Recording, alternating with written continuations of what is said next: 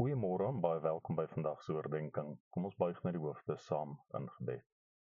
Here, baie dankie vir hierdie pragtige dag. Mag U woorde die dag met krag vul. Amen.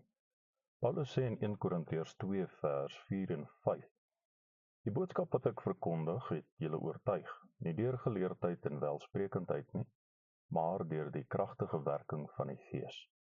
Dus is julle geloof nie op die wysheid van mense gegrond nie, maar op die krag van God.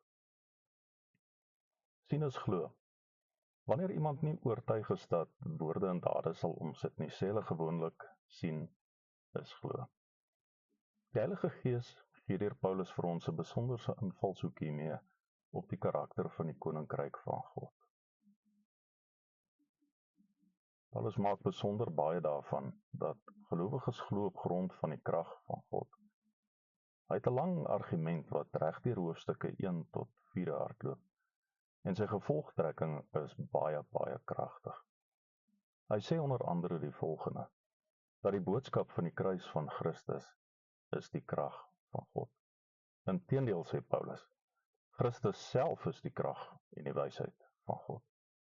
Verder meld hy dat gelowiges glo ook alleenlik op grond van die krag van God, wat kragtig werk deur die Heilige Gees. En dan kom hy tot 'n konklusie in hoofstuk 4 vers 20 met hierdie woorde: Die koninkryk van God is immers nie 'n saak van praatjies nie, maar van krag. God gaan ons voor in die karakter van sy koninkryk. Die koninkryk, sê Paulus, heg baie meer waarde aan kragtige dade as oortuigende woorde. By die krag van God glo ons. Laat ons dan ook deur die krag en met die krag van God leef. Here, laat die Gees asseblief kragtig in en deur elkeen van ons werk.